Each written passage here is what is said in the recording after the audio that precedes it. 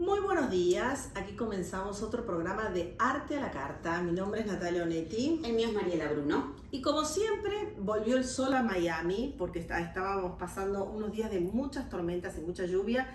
Y por suerte volvimos al, ¿cómo se llama? El estado del sol. ¿Cómo se llama? El estado del sol. El estado del sol. Anywhere you go, give it all. Anywhere you say, anywhere.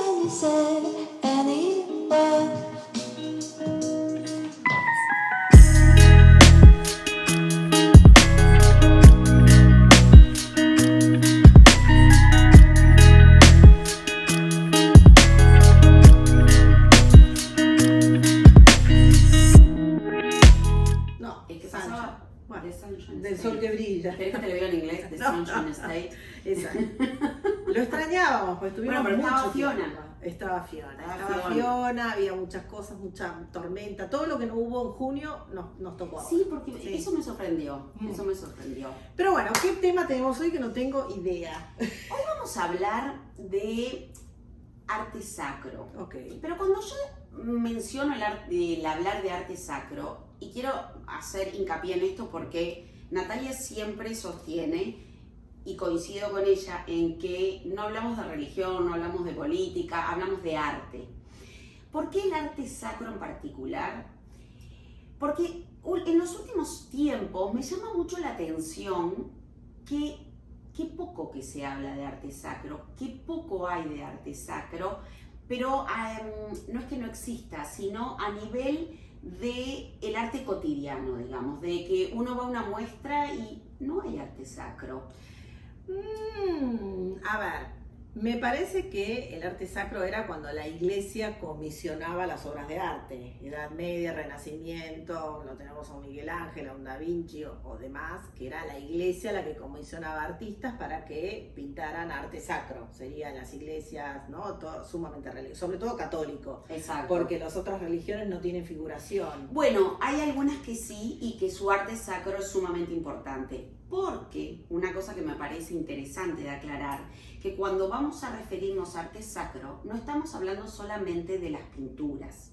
Okay. Estamos hablando también de los templos. Sí. Estamos hablando de las esculturas. De los murales no, de los frescos. De los frescos, de los vitrales. Estamos hablando de la orfebrería, Sí. que tuvo un auge muy importante, todo el tema de la orfebrería dentro de la religión, sobre todo de la católica. Claro, pero nosotros estamos acostumbrados a que el arte sacro es de iglesia católica, pero no, todas las Pero religiones todas las tienen, religiones sin duda, tienen su manifestación. pero la mayoría claramente es católica. Exactamente. Lo que pasa que para mí, para diferenciar de lo contemporáneo, el arte contemporáneo, hay muchos artistas que hablan no de religión, hablan de un más allá, un ponerte a pensar en que existe una energía superior. No hablan de una religión específicamente. Muchos son budistas, o sea que sí hay una conciencia de lo religioso. Por eso digo, se derivó para eso, no para solamente arte sacro católico. Exacto. Y una de las cosas interesantes, hay dos líneas que me gustaría manejar. Primero, que hay una diferencia entre el arte religioso y el arte sacro. Uh-huh. El arte sacro es el que está en función, digamos, de la religión, sea la que sea. Por eso están los templos Que es un incluidos poco dentro más lo contemporáneo. No, y por sí. eso están los templos también incluidos dentro del sacro. Bien. Porque hay templos de diferentes religiones, hay figuración, digamos. Arquitectura. Uh-huh. Exacto. Sí. Por otro lado está el arte religioso, que el arte religioso tiene más que ver con la manifestación de una religión. Reproducir una imagen. Exacto. Uh-huh. Tiene mucho más que ver con la reproducción de una imagen. Ahora, por ejemplo, yo el otro día fui acá en Miami al Doral, la nueva iglesia de Guadalupe, Uh-huh. De Nuestra Señora de Guadalupe, que es muy linda, una arquitectura súper contemporánea, y me llamó la atención porque afuera en los pasillos hay reproducciones de la imagen de Guadalupe hecha por artistas contemporáneos. Ejemplo, un Romero Brito, hay otro que es muy pop, la hicieron muy pop, con muchos colores, con resina. Me pareció súper interesante, a pesar de que es un poco más de lo mismo con técnicas de ahora. Eso que acabas de decir, de es un poco más de lo mismo, Sí. Mira qué interesante. Hay muchas bienales de arte sacro en las cuales participan. Hay una de las bienales que acaba de acontecer, que fue la cuarta bienal, es en España. Y esta bienal, una de las cosas que pone en su propuesta para los artistas que van a participar precisamente, primero es una descripción muy atractiva con respecto a la crítica que el propio jurado de la Bienal hace con respecto a lo que está aconteciendo con el arte sacro. Critica mucho que los artistas han quedado, podríamos decir, como muy atrapados por el arte bizantino y el arte de la Edad Media. Ese fue el gran furor, y ahora después vamos a ver por qué, de lo que era el arte sacro. Sin duda. Per se. Comisionado por la Comisionado por la Iglesia, exactamente. Sí. Ahora, entre las pautas que ponen para participar, una de las cosas, o varias de las cosas que piden es innovación, pero innovación en términos de la imagen, innovación en términos del medio. De la media. De la media. Okay. E innovación en términos de el ayornamiento de la imagen de el símbolo religioso. Y cuando hablamos del símbolo religioso, hablamos de un Cristo crucificado, de un... pero pop, como yo te digo. Exactamente. Sí. Exactamente. Claro, que te llama la atención porque la ves a la Virgen de Guadalupe, pop. Y es muy interesante porque te genera esa cosa de más contemporáneo, a pesar de que por ahí como arte no entra dentro del carril del arte contemporáneo. Porque una de las cosas que empiezan a pasar y haciendo como un hilo conductor a través de la historia, o sea, el arte dentro de la fe católica, digamos, el arte como sacro, arranca con mucha incidencia judeo. Entonces, toda la fobia a las figuras, toda la no figuración, digamos, de lo que se cree. Pero a su vez empieza a crecer el cristianismo y empieza a tener toda la incidencia helénica y todo lo que representa y cómo lo representa. A medida que el cristianismo va creciendo y llegamos a la Edad Media, ahí empieza a trabajar esa trilogía que es tan importante, que es la iglesia, el artista y el creyente. Esa trilogía es la que se va a ir moviendo a lo largo de la historia. Bien. Pero el punto es que se mueve en diferentes direcciones. O sea, la iglesia continúa con toda su norma, digamos. El artista trata de salir muchas veces, y sobre todo cuando termina la etapa del mecenazgo de la iglesia y se empiezan con los mecenas burgueses. Exacto. Ahí hay un quiebre. Y que casi lo genera un poquito Miguel Ángel de alguna manera, porque él representa, cuando hace todo el tema de la creación y la Capilla Sixtina, sus formas, porque él estudiaba en la morgue y quería ver cómo eran los músculos, que en ese momento no se veía nada. Él no genera el típico arte de iglesia idealizado, sino el hombre con fuerza humano, muy inspirado en esta obra de Laoconte, que Miguel Ángel descubre en la época del Renacimiento, descubren una escultura de Grecia que se llama Laoconte, que es todo Dionisio, ¿no? La furia, la guerra, no la guerra, sino la violencia, como el desborde, por decirlo, humano. Entonces él se deslumbra, porque siempre era el hombre idealizado, con las proporciones como tenían que ser y demás, y de repente ve esta fuerza, ¿no? Con ese cuerpo que todos los músculos se tensan, y lo tenemos un Bernini, un Miguel Ángel, que se salen de esa imagen de alguna manera idealizada. Y después ya buscan el mecenas, como dices tú, ¿no? Normal, el patrono, los típicos ricos, digamos, de la época, que hacen de mecenas y no el encargo de la iglesia.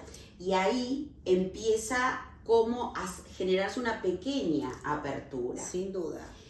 El primer movimiento, digamos, que un poquito los realistas y un poquito los impresionistas, que rompen con la temática de la iglesia, son los impresionistas. O sea, que empiezan y ahí rompen directamente, y son independientes. no necesitan tampoco el mecenas. Ese tema de la independencia es otro de los grandes quiebres que se generan, porque entonces ahí, en esa triangulación, en esos tres personajes, el que se empieza a despegar más no es solamente el artista, sino que es también el público. Sin duda. Y ahí es cuando supuestamente marca, por eso siempre cuando empezamos a hacer las clases de arte contemporáneo, marcas con los impresionistas, porque ellos van al salón de los rechazados y ahí comienza la revolución. ¿Por qué? Porque no tienen el mecenas. Siempre vos teniendo el mecenas, sea de la iglesia o sea el monarca, digamos, de alguna manera, es conductista, porque vos le haces el retrato a él, no tenés independencia de tema, independencia de media, independencia de lo que sea. Entonces, impresionismo, ahí es como el corte de que el arte es independiente y obviamente que pasa a manos del artista. Ante todo queremos agradecer a nuestros sponsors. Gracias a ellos es que se hace posible nuestro podcast. Nuestro agradecimiento a los sponsors pasa no solamente porque nos apoyen en el desarrollo de Arte a la Carta como programa ahora visual, sino que también en la confianza en la serie de proyectos que desarrollamos con ellos, que es parte integral de Arte a la Carta. Desde ese punto de vista queremos agradecerle al Festival de Cine Iberoamericano de Miami y a su director Fernando Arciniega, que próximamente vamos a estar no solo entrevistando, sino que contando una serie de eventos culturales dentro o eventos de arte que vamos a desarrollar como cápsula dentro del festival. El otro que queremos agradecer es a Marcelo Lobel, que es el director del Museo Dorcam del Doral, ¿no? Doral Arte Contemporáneo. Exacto, que también nos apoya permanentemente. Nosotros apoyamos al museo en términos de lograr interacción para nuestros artistas y realmente hemos logrado un trabajo no solo interesante, sino atractivo para la participación de artistas contemporáneos. Por otro lado, tenemos que agradecerle, y esto es un agradecimiento muy especial, a Winston Capital. Winston Capital y a su director, Fabiano Netti. ¿Por qué? Porque Winston Capital es quien nos ha acompañado desde el inicio de todo, quien nos apoya permanentemente en, por ejemplo, nuestro viaje a Los Hampton y otras actividades que desarrollamos fuera de Miami, que hace posible que hagamos esos recorridos inside, como le decimos nosotros. Y el último es Air Europa, que nos lleva a todos lados. Tiene sus aviones súper modernos, ya vamos a grabarles y filmar en lugar para que vean todas las comodidades y la buena atención que tienen para llevarnos sobre todo a Europa. Una de las cosas importantes, y es lo que nosotros tratamos en el manejo del programa, de los temas, es que todo esté alineado, que las cosas que promocionamos o que logramos acuerdos en términos de partnership tengan que ver con el arte, la cultura y que nos acompañen en ese recorrido. Así que muchísimas gracias a todos. Llegamos al siglo XX y ahí se genera entre que sucede la Primera Guerra Mundial, sucede la Segunda Guerra Mundial, vienen todas las guerras de Vietnam, la Guerra Fría, una cantidad de cosas que hacen que todo el tema de la fe se revea. Se revea y pasa a tener un concepto de, no es que se pierda la fe, pero se empieza a ver un Dios que participa de otras maneras, porque además hay enfrentamientos entre naciones cristianas. No es un enfrentamiento de religiones, la misma religión se enfrenta. Y esto genera todo un descreimiento, no solamente en el artista y en el público, sino que la iglesia tiene que rever una cantidad de conceptos y una cantidad de formas de acompañar a su credo. Es decir, a todas esas personas que creen hay que inspirarlas desde otro lado, y esa es una de las grandes transformaciones de la iglesia. Ahí llegamos a las vanguardias a nivel de pintura Y esto también afecta en determinado punto a todas las corrientes o a las diferentes corrientes de la fe católica y a quienes son artistas dentro de esa fe. Claro, lo que pasa es que las guerras, como vos decías, generan un existencialismo en el cual el hombre se replantea Se replantea todo. Porque es la sinrazón, ahí viene la Exactamente. locura, la sinrazón, el síndrome postraumático, aparece Freud, el inconsciente, o sea, aparecen un montón de cosas que se van alejando de la religión. Y para hablar un poquito de los artistas contemporáneos que crean que no es sacro, pero de alguna manera es cuando expanden un poquito más de su conciencia. Hasta incluso las drogas se considera. Hay algunos que trabajan, ¿te acuerdas que vimos en Basel que pega las píldoras Sí, como ilegales? sí. O Damien Hirst, que habla todo el tiempo de remedios y de píldoras. Esa expansión, de alguna manera, de la conciencia es una búsqueda, ¿no?, de algo que hay más allá de lo visible, de fe, por decirlo de alguna manera. Es perfecto lo que estás diciendo, porque la búsqueda a partir de las vanguardias va más allá de la religión. Exacto. Quien tiene su duda con respecto a la religión empieza a encontrar su fe en otras cosas. Sin duda. Y eso expande y la religión empieza a estudiar también otras cosas y ahí hay toda una búsqueda de determinados personajes importantes de la iglesia asociados a, por ejemplo, arquitectos como Le Corbusier cuando hacen la Ronchamp, Claro. o la iglesia de Asís, Claro, que no son religiosos. que no son Claro. religiosos. Exacto. Pero entonces la búsqueda es mucho más simple, Ujú. es más de las nuevas vanguardias, es más ese espacio de inspiración el que se busca. Incluso- Ese es el gran cambio. Me encanta, porque incluso en el artista contemporáneo, en realidad, que no te ofrece respuestas, porque tiene que ver mucho con el siglo XXI, generalmente el artista o la literatura no te ofrece las respuestas, te ofrece el planteo, por decirlo de alguna manera, la respuesta está dentro tuyo.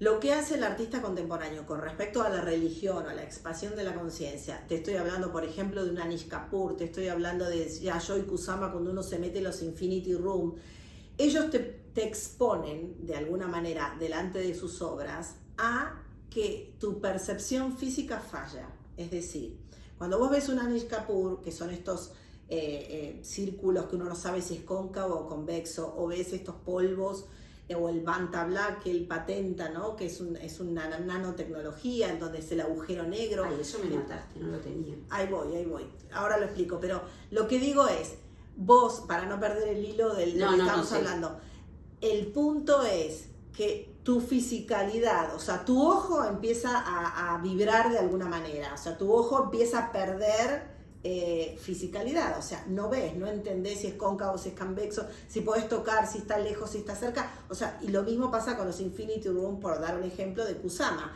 Vos entrás, ese espejo infinito, y te das cuenta, y el planteo del artista es que te das cuenta de que tu físico, o sea, tu percepción no alcanza, necesitas algo más. Tu fisicalidad se pierde, empezás a fallar vos físicamente como humano, entonces, ¿qué hay más allá? ¿Dónde estoy parado? ¿Dónde está mi existencia? Porque te encontrás en un lugar que sería como un infinito. A mí lo que me encanta es que cuando nos planteamos lo de hablemos de arte sacro, en realidad no sabíamos a dónde llegábamos. No. Y el concepto de el arte sacro contemporáneo es exactamente lo que estás planteando. Es la búsqueda interna, o sea, no es lo que vamos a ver, es el disparador a lo que vamos a buscar. Y es en nosotros. Claro, porque el artista como contemporáneo tiene es casi filosófico, tiene ese planteo de alguna manera. Antes te llegaba por la Biblia, la misa, las escrituras, por decirlo de algunas religiones, y ahora te llega por eso, porque te quiere demostrar que tenemos un límite físicamente.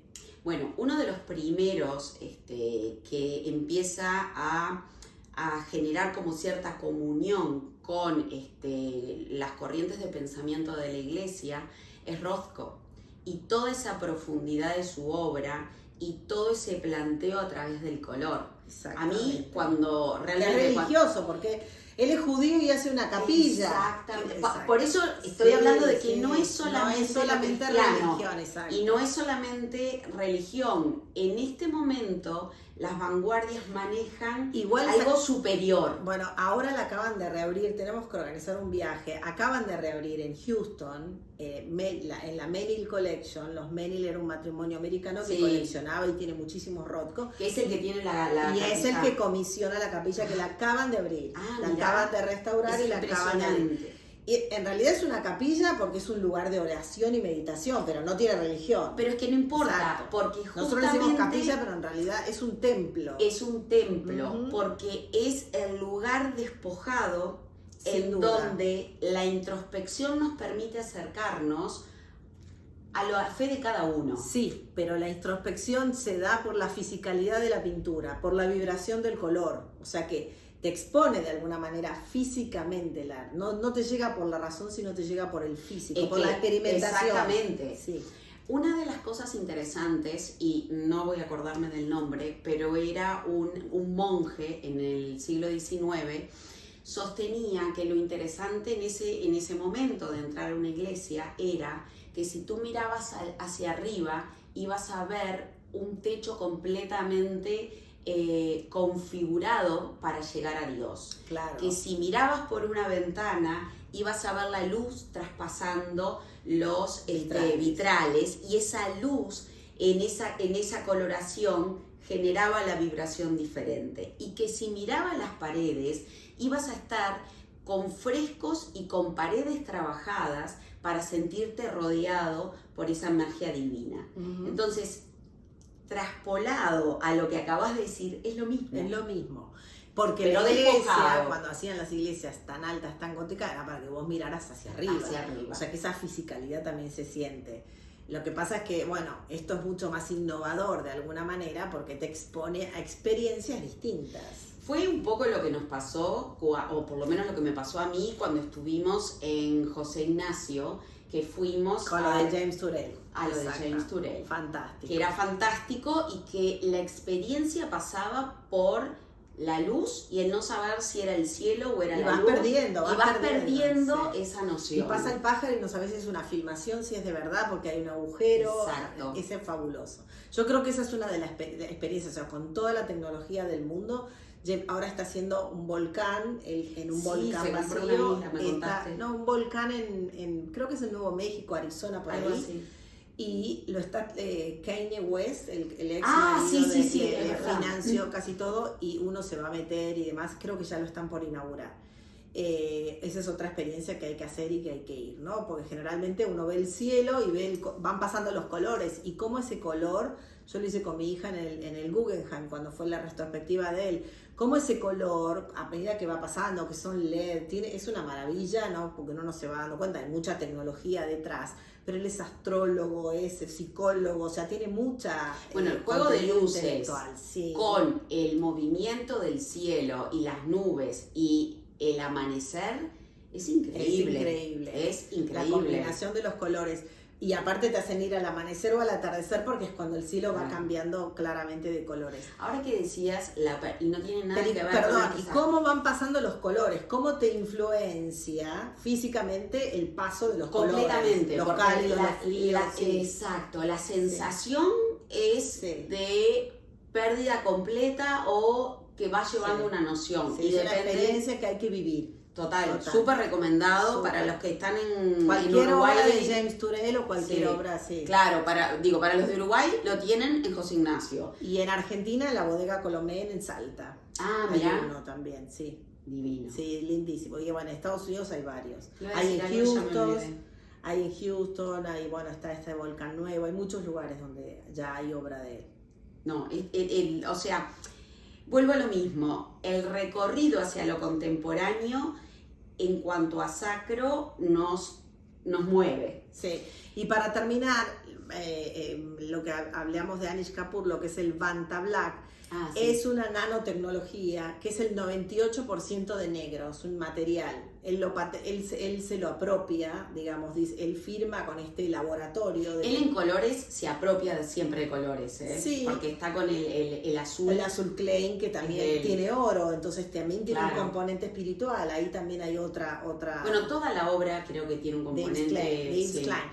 Pero bueno, él firma y como que es el único artista que puede usar este Color. material, este color que es el 98% de negro, y que uno mira las cosas pintadas, él generalmente hace como círculos, y es como el agujero negro del universo, o sea, uno realmente no puede, el ojo no puede captarlo, no hay manera. Entonces uno no sabe, no ve la textura, no sabe si hicieron un agujero. Es increíble cómo tu físico y tu visión empieza a perderse. Tu ojo empieza a enfocar, no te das cuenta. Entonces físicamente sentís la molestia. Y hay una cosa súper interesante, no tiene absolutamente nada que ver una obra de Anish Kapoor en una muestra, por mejor montada que esté, que ver una obra de Anish Kapoor en un espacio. Sí. Salir de un ascensor a un departamento que tiene una Anish Kapoor en la salida, es como que ahí sí no sabes, Te metes en el te universo. metiste. O Ahora en sea, la Bienal de Venecia había una obra, tiene toda su obra nueva que es como con cera y sí, no. flash y demás. a mí no. Pero bueno, Sí, exacto, es el efecto que vuelvo a lo mismo, físico. es físico, porque a mí me genera rechazo. Exacto. Pero bueno, me Lo genera. logra. Claro, me genera. Exacto. Otra de las cosas que quería mencionar, nosotros en Arte a la Carta tenemos un artista sacro que es bien particular porque, bueno, tiene todo su movimiento tradicional y ahora está trabajando todo el tema de la contraposición entre el bien y el mal. Uh-huh. Pero la contraposición entre el bien y el mal, y realmente a mí me tiene sorprendidísima, Santiago Zavala se llama, y me tiene sorprendidísima la fuerza de ese contraste, pero además los personajes que ha utilizado, que son unos bichitos súper exóticos, en los cuales una de las búsquedas tiene que ver con... tiene dos líneas, una que es, bueno, la contraposición entre el bien y el mal en lo cotidiano, digamos, Uh-huh. pero otra que tiene que ver con la tecnología y todo lo que tiene es el enfrentamiento de el ser humano a esa adicción con la tecnología, pero visto desde quien utiliza la tecnología. O sea, no es una crítica por decir no hay que usar más el teléfono, no. O sea, el teléfono existe, el teléfono es parte de nuestro cotidiano, Sí. pero hay que controlarlo. ¿Cómo lo controlas? Y eso llevado a una pieza por alguien que durante 40 años manejó arte sacro, es increíble. Uh-huh. La Muy verdad, interesante. muy interesante, muy diferente. Y otra vez vuelvo a cómo las búsquedas de los artistas, sin perder su línea, los van llevando a distintos lugares. Bien. Los posicionan en distintos lugares y hacen que el observador se descoloque, porque bueno, si vas a ver una muestra de Santiago Zavala, seguramente no te imaginas que vas a ver esto. Muy interesante. Bueno, otro programa de arte. Otro a la programa carta. de Arte a la No Carta. dejen seguirnos en nuestro canal de YouTube, Arte a la Carta, y en nuestro Instagram. En nuestro Instagram, Arte a la Carta Miami. Uh-huh. En nuestro canal de YouTube, denos like, síganos, que es gratis, pero lo más importante es que eso nos permite seguir desarrollando el programa y además pongan con sus comentarios. En la medida que ustedes tienen colocados comentarios, nosotros podemos contestarles y podemos interactuar, que es parte de la idea de Arte a la Carta. Así que bueno, nos vemos en la próxima. Muchas gracias. Gracias.